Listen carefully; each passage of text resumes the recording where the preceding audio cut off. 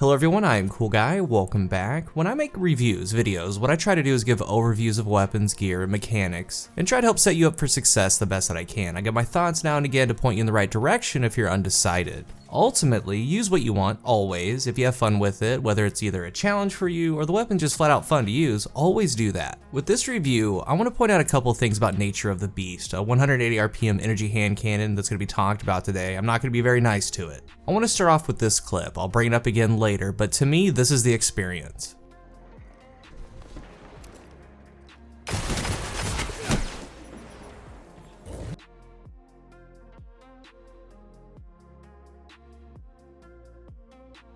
I try to give a detailed look as to why something is or isn't working, and today is one of those videos where something just isn't working. I made a video on the Officer Revolver not too long ago, and a lot of what was in that video is going to be talked about today, but I'm going to add more to it. While yes, this is a review of Nature of the Beast, I want to mainly go through my grievances with a 180 RPM hand cannon class. But before I do that, I do want to talk about some good qualities about Nature of the Beast. The end result, ultimately, is that if these do get a buff at some point, having a good Nature of the Beast with a good roll is something worth having. It has a power level of 1360, it's going to be around. One of the big things for me out of the gate is something quite simple, the barrel. The shape of it, the weapon model. Being a Suros, the barrel is curved downward. It's not obstructive, sights are up and open. If you've used Optative, some of the other 180s, the sights can be restrictive. Not this one, this one's wide, easy to see, easy to use. When looking at your barrel options, the stats on this hand cannon are actually pretty good. It has average range, the recoil direction's at 80, and above average stability of 65. It feels really good in your hands once you're aimed down sights and firing on your target. Remember the precision frame, it states recoil patterns more predictably vertical, fires quickly with high accuracy, which is always a good thing. Also remember that range is capped for hand cannons, 28 meters max, rangefinder can go beyond that. That's for all of them, 140, 150, 110, 180. And with rangefinder you can get past 28 meters up to 30, 31. So for your barrel choice, my top picks are true sight, steady hand, and even full bore. The stability is high enough that the offset is fine for full bore. It is a big stat penalty though. For your magazine, 3 options come up: appended mag, accurized, and then steady rounds. Actual magazine perks really work on these. They're ranked high. Anything that gives more rounds in the magazine, and an appended is the best because there's no penalty for having it on. In the first perk column, we have quick draw, subsistence snapshot under pressure, and then hip fire grip. This is more of a PvP hand cannon. I suggest for this archetype, use one in PvE that works better with something like the Warmind cells. So for PvP, the top 2 are quick draw and snapshot. I'm gonna go over that in a moment as to why.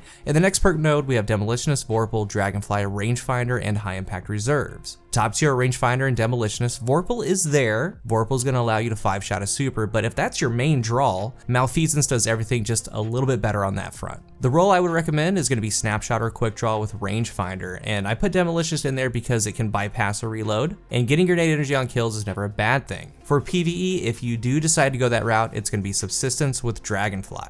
My ideal role would be true sight with accurized rounds. If I have quick draw, I want a range masterwork. If I have snapshot, I want a handling masterwork. But here's the bulk of the review. The core of Nature of Beast is sound. It is a good hand cannon at the core. It's fun, but I really can't recommend it beyond that. Just a fun factor. If you see any buzzwords flying around about Nature of the Beast like it's insane, it's the best 180, it's not. It's far from that. The truth is, it's somewhat of a liability. They all are. With every hand cannon sharing the same range, these suffer arguably the most from that. They say 110s are getting separated to get more range, and when they do that, don't stop there. All of them need range adjustments. Some need possible damage profile or RPM adjustments. And it's important to say the why of feedback. As a player, this is why this doesn't work. This is why this doesn't feel good. With the 180 RPM hand cannons, the first thing up to talk about is the time to kill. And as I go on here, it's important to note that of course, everything can't be meta. I'm not asking it to be. There is power creep and such, but these do 57 to the head, 38 to the body, 3 headshot, 1 body shot for a 1-second time to kill. What it has going for it is a 3-head, 1 body. Lower resilience, you can 2-head, 2 body. That's about it. And to talk about it further for this part, I'm not going to include things like sidearms, but out of your basic game-to-game primary weapons,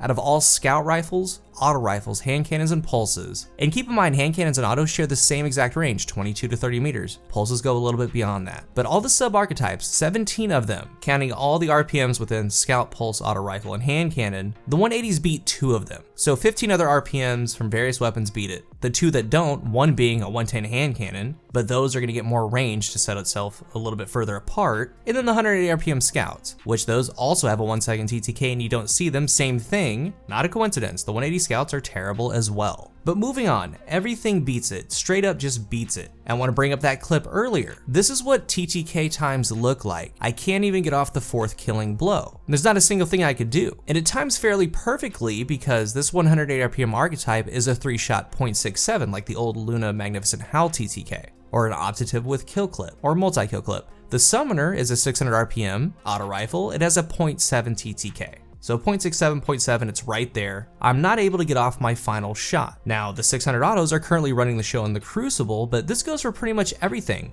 All ARs beat it, every single one of them, all pulses beat it. And not to mention, since it's a 4-shot kill, you're getting knocked around big time, getting flinched from the pulse rifles and auto rifles and hand cannons. As the game moves on, you buff pulses, you rebuff high impacts to 2 burst, you buff ARs, you nerf hand cannons with all the same exact literal range. This is what comes out. It's never a good thing when the best possible scenario, the best thing going for you, is hoping that your opponent misses. You can have perfect tracking, perfect position, and it will fail you. And that's why things like timed payload or the early explosive round trust can work, because you're knocking them around a little bit with flinch. Even with those, that's not a good selling point to me. So that's the first thing about them, the time to kill for the range that it shares with the other weapons. But the next thing is gonna be the magazine. A way to judge what you're getting into is how many kills are in the magazine. Now, this is in a perfect world scenario. And you use this perfect world scenario so you know how much cushion that you have. As an example, the Gnawing Hunger, it has 43 rounds. It's an 8-bullet kill. There are 6 kills in the magazine of Gnawing Hunger. 6 in a perfect world. That means you land all of your shots without reloading, you can down 6.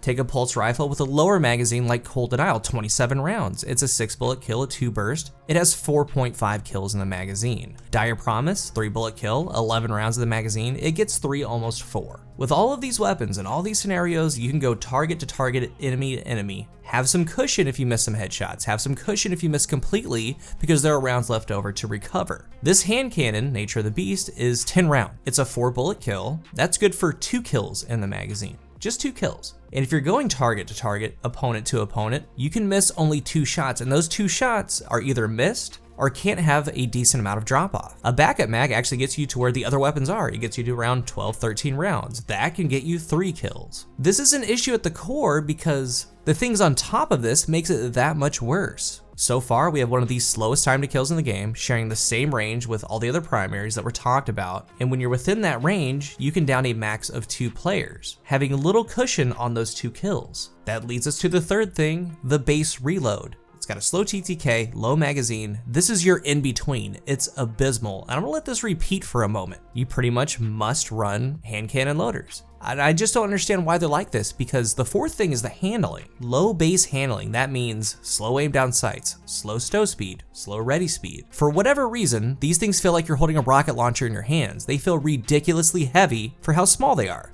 They feel very weighted. That's why for this one, the ideal setup is Snapshot or Quick Draw with Rangefinder. Rangefinder gives you that tad bit extra range to edge out some of the other hand cannon rolls. You want Quick Draw to just offset and bypass the slow handling, and if you have Snapshot, to really help that aim down sight speed. I would put on backup mag for 13 rounds just in case you see a third player. You fight a lot and add a lot just to get these things at a tolerable point, but even when you do that, this happens all the time. Even with peak shooting, it does little 57 tickles. I just really don't understand it. The slow aim down sights, 4-bullet kill, low magazine, slow reload, slow handling, slow TTK. These are horrible currently, and I don't recommend it aside from just a change up or if you're having fun. These are something that truly need a buff. I had to switch up my loadout every other game getting gameplay for this review because I couldn't take it anymore. They're so weak. With how harsh fall off is, when you start seeing 40s, it takes 5 shots. You're like, well, there goes half the magazine. Then you have to position yourself because you have a slow reload. It's just a horrible experience. Now, I have thought about making videos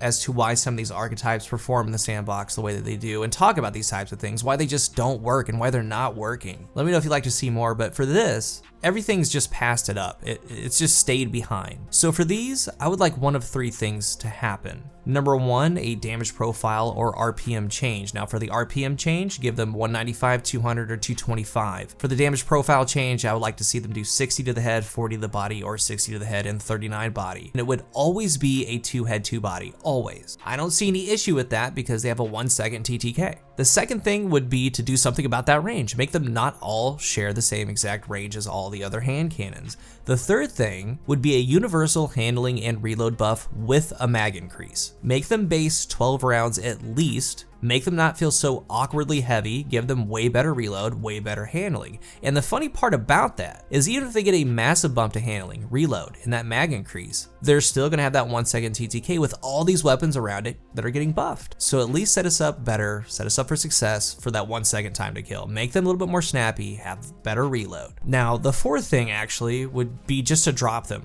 I don't see that really happening because here we are with Nature of the Beast. It's good for a year. With that being said, I would like a new archetype of these precision frames by following in the footsteps of Luna and Not Forgotten. Make those a regular frame. New weapons that are 150 RPM with the precision frame, they can have perks like Killing Wind and so on. I do hope, halfway expect something to get done to these. I just don't know what it is. They're in such a bad spot, and it's almost wasteful to keep making them. You don't see them in PvE. There's a rare Rampage Dragonfly Trust out there, but it's getting sunset anyway. I don't see too many people taking the Optative into the Garden of Salvation raid. And I say all this knowing that some of you love these and you have your favorites, but on paper and in game with what I went over, they need so much help. Even if they keep a 1 second time to kill, please give them that universal reload handling and mag increase just out of the gate. And know that even if you do that, this is still gonna happen. But even with that, it's a huge quality of life buff that's needed.